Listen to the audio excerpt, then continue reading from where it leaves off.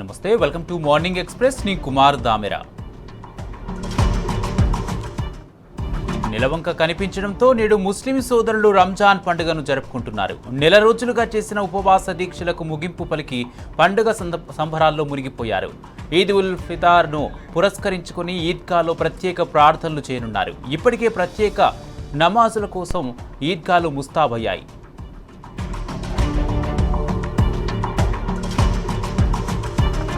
రంజాన్ మాసం సందర్భంగా తెలంగాణ తొలి ముఖ్యమంత్రి బీఆర్ఎస్ అధినేత కేసీఆర్ ముస్లిం సోదరులకు హృదయపూర్వక శుభాకాంక్షలు తెలిపారు. ప్రతిరోజు ప్రత్యేక దైవ ప్రార్థనలు, ఉపవాస దీక్షలు, భక్తి శ్రద్ధలతో ముస్లింలు పవిత్ర రంజాన్ మాసాన్ని ఆచరిస్తారని పేర్కొన్నారు. రంజాన్ వేళ పరస్పర శాంతి, సహనం, సౌభ్రాతృత్వం, ప్రేమాభిమానాలు పరిమళిస్తాయని కేసీఆర్ అన్నారు.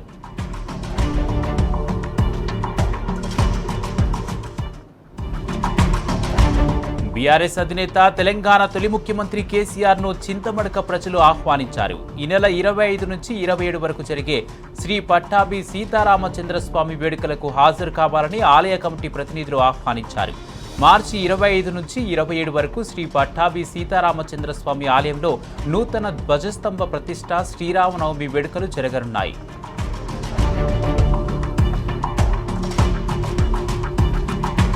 కాంగ్రెస్ ప్రభుత్వం ప్రవేశపెట్టిన బడ్జెట్పై బీఆర్ఎస్కే కాదు రాష్ట్ర ప్రజలకు కూడా నమ్మకం లేదన్నారు BRS working president KTR.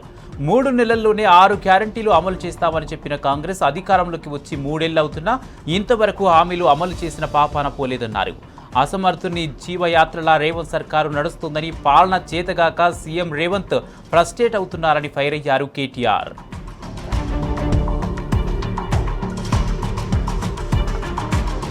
Revanth సర్కారుపై మాజీ మంత్రి హరీష్ రావు తీవ్ర స్థాయిలో విరుచుకుపడ్డారు. రాష్ట్రంలో అన్ని విభాగాల్లో కుంభకోణాలు వెలుగులోకి వస్తున్నాయని తెలిపారు. ఇంటిగ్రేటెడ్ మోడల్ స్కూళ్లలో స్కామ్ జరిగిందన్నారు. రిటైర్డ్ ఉద్యోగులతో సీఎం రేవంత్ కుంభకోణం చేస్తున్నారని హరీష్ రావు ఆరోపించారు. 5 స్కూళ్లను ప్యాకేజీ చేసి తన అనుయాయులకు సీఎం రేవంత్ కట్టబెట్టాడని హరీష్ రావు విమర్శించారు. ఆ టెండర్లలో 1000 కోట్ల కుంభకోణం జరిగిందని, బీజేపీ నేతలకు 2 ప్యాకేజీలు దక్కాయని ఆరోపించారు.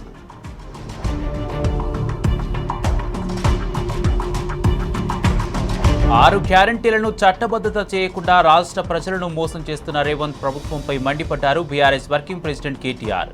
జెమ్స్ బాండ్లాగా బాండ్ పేపర్లు ఇచ్చిన కాంగ్రెస్ నాయకులు ఇప్పుడు మొండి చేయి చూపిస్తున్నారని ఫైర్ అయ్యారు.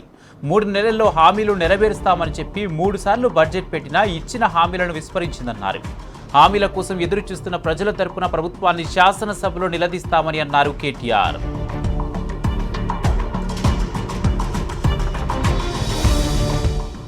సీఎం రేవంత్ రెడ్డికి బిల్డర్స్ అసోసియేషన్ ఆఫ్ ఇండియా బహిరంగ లేఖాస్త్రం సంధించింది. పెండింగ్లో ఉన్న బిల్లుల చెల్లింపులను తక్షణం విడుదల చేయాలని లేఖలో డిమాండ్ చేస్తారు. రాష్ట్రంలోని అన్ని జిల్లాల కాంట్రాక్టర్లు ఎదుర్కొంటున్న తీవ్రమైన ఆర్థిక సంక్షోభాన్ని సీఎం దృష్టికి తీసుకుపోయింది బిల్డర్స్ అసోసియేషన్.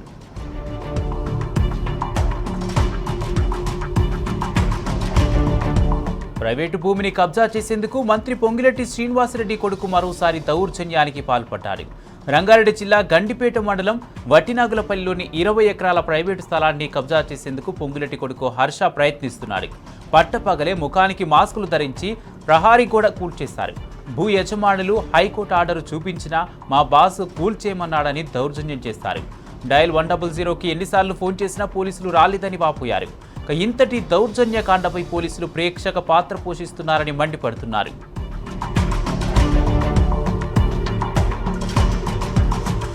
జనగణనలో భాగంగా బీసీ కులగణన కూడా చేపట్టాలన్న డిమాండ్తో ఈ నెల 23న చెలో ఢిల్లీ కార్యక్రమాన్ని నిర్వహిస్తున్నట్లు బీసీ సంఘం నాయకుడు జాజుల శ్రీనివాస్ గౌడ్ తెలిపారు.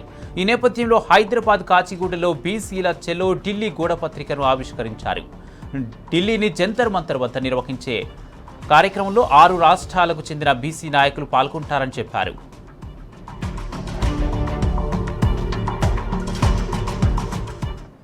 రాష్ట్రంలో గ్యాస్ కొరత తీవ్రమైంది. సకాలంలో గ్యాస్ సిలిండర్లు దొరకక ప్రజలు ఇబ్బందులు ఎదుర్కొంటున్నారు.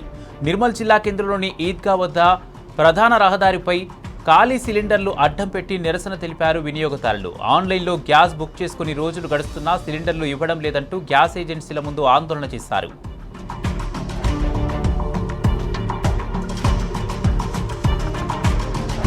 పెళ్లై నెల రోజులు గడవక ముందే నవవరుడు చెరువులో దూకి ఆత్మహత్య చేసుకున్న విషాద ఘటన కామారెడ్డి జిల్లాలో జరిగింది. బయటకు వెళ్లొస్తానని చెప్పి వెళ్లిన వినయ్ గంభీరావుపేట మండలం నర్మాల గ్రామ శివార్లోని మానేరు డ్యాంలో శివంగా తేలాడు. మాచారెడ్డి మండలం గన్పూర్ గ్రామానికి చెందిన దుప్పటి విజయ్ వినయ్ ఇద్దరు కవలలు. తాడ్పాయి మండలం దేమికలాన్ గ్రామానికి చెందిన కీర్తి అనే కవలలను ట్విన్స్ డే రోజు పెళ్లి చేసుకున్నారు.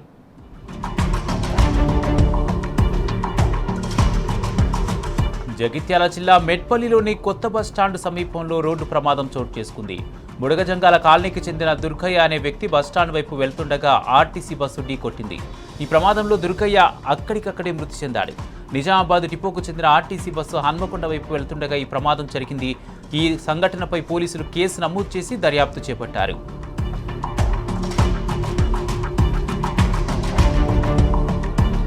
వనపర్తి మండలం నాచహల్లి సమీపంలోని లిరిక్ రైస్ మిల్లును సివిల్ సప్లై అధికారులు సీజ్ చేశారు. కలెక్టర్ ఆదేశాల మేరకు సివిల్ సప్లై, రెవెన్యూ అధికారులు రైస్ మిల్లులో సోదాలు జరిపారు. 2022-23 సంవత్సరానికి సంబంధించి 31 కోట్ల విలువైన సిఎంఆర్ రైస్ ప్రభుత్వానికి బాకీ ఉండడంతో రైస్ మిల్లును జప్తు చేశారు అధికారులు.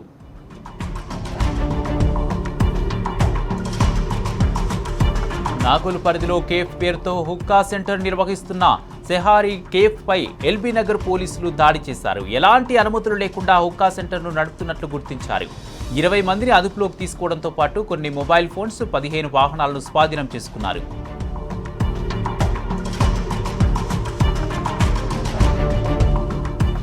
కనీస వేతనాన్ని నిర్ధారిస్తూ పెండింగ్లో ఉన్న తమ సమస్యలకు పరిష్కారాలు చూపకపోతే ఈ నెల 28న అసెంబ్లీని ముట్టడిస్తామని ఆశా వర్కర్లు హెచ్చరించారు. సిఐటియు ఆధ్వర్యంలో మక్తల్పట్నంలో భారీ ర్యాలీ నిర్వహించిన ఆశా వర్కర్లు మంత్రి వాకిటి శ్రీహరి ఇంటిని ముట్టడించి ప్రభుత్వ నిర్లక్ష్య వైఖరిని నిరసించారు. ఆ సమయంలో మంత్రి ఇంట్లో లేకపోవడంతో ఆయన పిఏకు వినతి పత్రం అందజేశారు.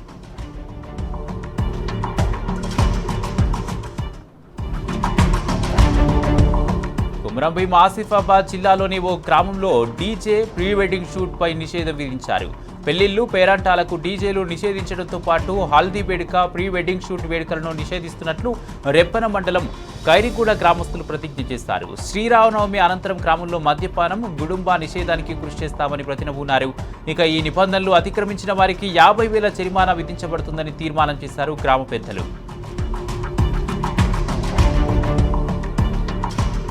తెలంగాణలోని పలు జిల్లాల్లో నిన్న అకాల వర్షం బీభత్సం సృష్టించింది. భద్రాద్రి కొత్తగూడెం జిల్లాలో ఉరుములు మెరుపులతో వడగండ్ల వర్షం కురిసింది. మంచిర్యాల జిల్లాలో వడగండ్ల వాన పడింది. కుమ్రంభీం ఆసిఫాబాద్ జిల్లా జైనూరు మండలంలో పిడుగుపాటుకు ఎద్దు మృత్యువాత పడింది. ఆదిలాబాద్ జిల్లా బేల మండలంలో కురిసిన అకాల వర్షానికి జొన్న, మొక్కజొన్న పంటలు దెబ్బతిన్నాయి. నిజామాబాద్ జిల్లా భీమ్గల్ మండలంలో వడగండ్ల వానకు వరి పైరు నేలవాలి, గింజలు రాలిపోయాయి.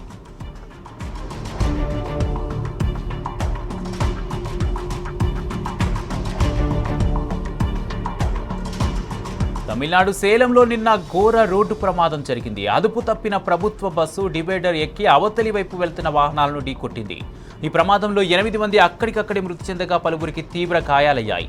మృతుల్లో ఒకే కుటుంబానికి చెందిన 5గురున్నారు. ప్రమాద దృశ్యాలు పెట్రోల్ బంక్ వద్ద ఉన్న సీసీటీవీ ఫుటేజ్లో రికార్డయ్యాయి.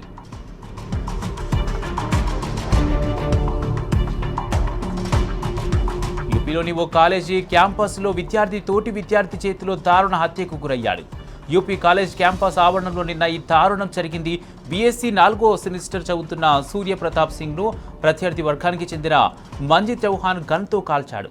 అయితే ప్రిన్సిపల్ ఛాంబర్లో ఇద్దరి మధ్య వాగ్వాదం జరిగిన తర్వాత ఈ కాల్పులు చోటు చేసుకున్నాయి. విద్యార్థి సంఘాల మధ్య పాత కక్షలే ఈ హత్యకు కారణమని భావిస్తున్నారు.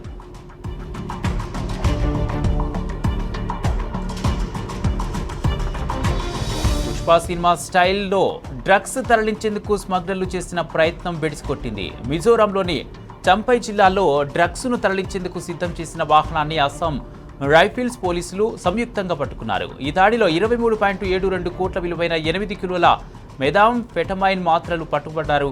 అయితే సరిహద్దుల గుండా సాగుతున్న అంతర్జాతీయ స్మగ్లింగ్ నెట్వర్క్ల గుట్టును రట్టు చేయడంలో భద్రతా దళాలు అప్రమత్తంగా వ్యవహరిస్తున్నాయి.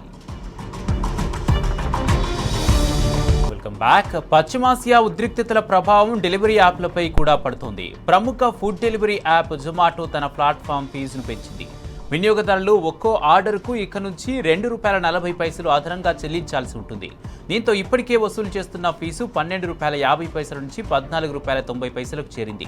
ఇక స్విగ్గీ కూడా అన్ని పన్నులు కలుపుకొని ప్రస్తుతం ₹14.99ను తన ప్లాట్ఫామ్ ఫీజుగా వసూలు చేస్తోంది.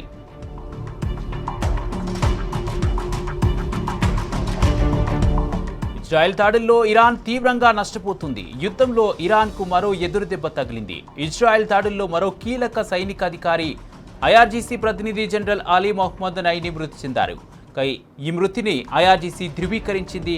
ప్రతీకారంతో రగిలిపోతున్న ఇరాన్కు నైని మరణం పుండు మీద కారం చల్లినట్లయింది. ఈ క్రమంలో గల్ఫ్ దేశాలపై ఇరాన్ దాడులు మరింత పెరిగే ఛాన్స్ ఉంది. పశ్చిమాసియా ఉద్రిక్తల్లో మరో భారతీయుడు మృతి చెందాడు. సౌదీ అరేబియాలోని రియాద్లో జరిగిన దాడిలో ఓ భారత వ్యక్తి మృతి చెందినట్లు సౌదీలోని భారత రాయబార కార్యాలయం ధృవీకరించింది. ఆ వ్యక్తి మృతి పట్ల ప్రగాఢ సానుభూతి తెలియజేస్తున్నామని ఎంబసీ పేర్కొంది. మొత్తంగా యుద్ధంలో ఇప్పటి వరకు మృతి చెందిన భారతీయుల సంఖ్య 6కు చేరింది.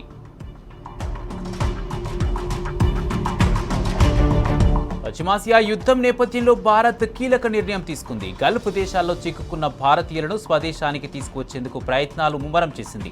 అందులో భాగంగా కువైట్, ఇండియా మధ్య విమాన సర్వీసుల పునరుద్ధరణకు జజీరా ఎయిర్ బేస్ ముందుకొచ్చింది. అత్యవసర ప్రయాణం అవసరమైన వారికి సౌదీ విమానాశ్రయాల ద్వారా ట్రాన్సిట్ సౌకర్యం కల్పిస్తున్నామని సౌదీలో రాయబార పరమితా త్రిపాఠి తెలిపారు.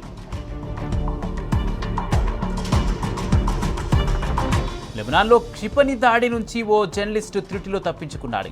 లెబనాన్లోని ఓ ప్రాంతం నుంచి ఆ జర్నలిస్టు లైవ్ రిపోర్టింగ్ చేస్తుండగా ఒక్కసారిగా క్షిపణి దూసుకొచ్చింది. మిసైల్ రావడాన్ని గమనించిన రిపోర్టర్ వెంటనే అక్కడి నుంచి పరుగులు తీసి ప్రాణాలు కాపాడుకున్నాడు. ఈ ఘటనకు సంబంధించిన దృశ్యాలు వీడియోలో రికార్డ్ అయ్యాయి. చమురు, గ్యాస్ క్షేత్రాలలో దాడులతో ముడి చమురు ధర గురువారం ఒక దశలో $118కు చేరుకుంది. ఆ తర్వాత తగ్గింది. సహజ వాయువు ధర 17% ఎగబాకింది. ఇంధన ధరలను కట్టడి చేయడానికి శతాబ్దాల నాటి షిప్పింగ్ చట్టాన్ని అమెరికా అధ్యక్షుడు ట్రంప్ తాత్కాలికంగా నిలిపివేశారు. దీనివల్ల విదేశీ జెండాలతో వెళ్లే నౌకల రవాణాపై నిషేధం ఉండదు.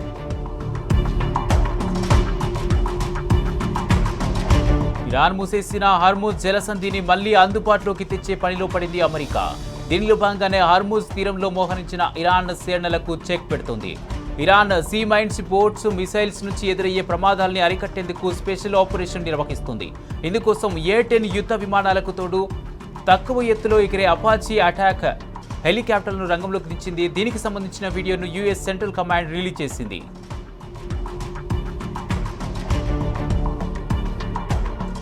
ఇరాన్ ఇజ్రాయెల్ యుద్ధం కారణంగా ఇంటర్నెట్ యూజర్లకు భారీ ఎదురుదెబ్బ తగలనుంది. యుద్ధంలో ఇరాన్కు మద్దతిస్తున్న హౌతీలు హార్ముజ్ జలసంధి, బాబ్ అల్ మందేబ్ జలసంధుల్లోని ఇంటర్నెట్ వైర్లను టార్గెట్ చేశాయి. అండర్ సీ ఫైబర్ కేబుల్స్ను నాశనం చేసే ప్రణాళికలను సిద్ధం చేశాయి. ఇదే జరిగితే ప్రపంచవ్యాప్తంగా ఇంటర్నెట్ ఆగిపోనుంది.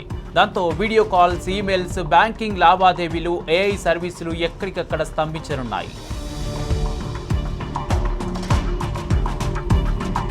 భారత మహిళల క్రికెట్ జట్టు దక్షిణాఫ్రికా పర్యటన ఖరారైంది. ఈ ఏడాది ఆఖర్లో టీమిండియా సఫారీలతో ఏకైక టెస్టుతో పాటు 3 మ్యాచ్ల వన్డే సిరీస్ ఆడనుంది. ఈ విషయాన్ని క్రికెట్ సౌత్ ఆఫ్రికా ఒక ప్రకటనలో వెల్లడించింది. డిసెంబర్ 9 నుంచి 15 వరకు పోచెఫ్స్ట్రూమ్, బ్లూమ్ ఫౌంటైన్, కేప్ టౌన్ వేదికలుగా వన్డేలు జరగనున్నాయి. ఆ తర్వాత డిసెంబర్ 20 నుంచి 23 వరకు ఇరు జట్ల మధ్య బెబర్ హాల్లో టెస్టు పోరు సాగనుంది.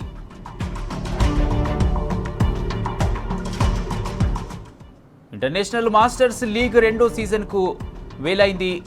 ఈ ఏడాది అక్టోబర్ 24 నుంచి నవంబర్ 14 వరకు లీగ్ జరగనుంది. తమ అద్భుత ఆట తీరుతో కోట్లాది మంది అభిమానులను అలరించిన దిగ్గజ క్రికెటర్లు Sachin Tendulkar, Brian Lara, Shane Watson, Yuvraj Singh, Chris Gayle, Kumar Sangakkara మరోమారు ఒకే వేదికపైకి రాబోతున్నారు. ముంబై, వడోదర, వైజాగ్ వేదికలుగా IML మ్యాచ్లు జరగనున్నాయి. గత సీజన్కు అత్యధికంగా 266 మిలియన్ల వ్యూస్ వచ్చాయి.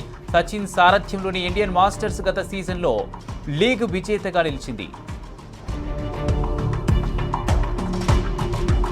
దిగ్గజ దర్శకుడు మణిరత్నం తన ఆస్థాన సంగీత దర్శకుడు ఆస్కార్ విజేత ఏఆర్ రెహమాన్తో మరోసారి జట్టు కట్టబోతున్నాడు. 1992లో రోజా సినిమాతో మొదలైన వీరిద్దరి అద్భుత ప్రయాణం ఇప్పుడు 19వసారి మరో కొత్త సినిమాతో కొనసాగబోతోంది.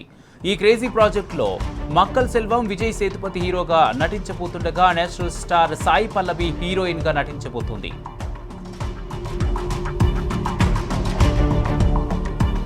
90వ దశకంలో కుర్రకారును ఉర్రూతలెగించిన లవర్ బాయ్ అబ్బాస్ మళ్లీ కెమెరా ముందుకొచ్చాడు. సుమారు 11 ఏళ్ల సుదీర్ఘ విరామం తర్వాత ఆయన వెండి తెరపై కనిపించబోతున్నారు. జీవి ప్రకాష్ కుమార్ హీరోగా నటిస్తున్న హ్యాపీ రాజ్ చిత్రంతో ఆయన తన సెకండ్ ఇన్నింగ్స్ ను ప్రారంభిస్తున్నారు. తాజాగా విడుదలైన ఈ చిత్ర తెలుగు ట్రైలర్ ఇప్పుడు సోషల్ మీడియాలో విశేషంగా ఆకట్టుకుంటోంది.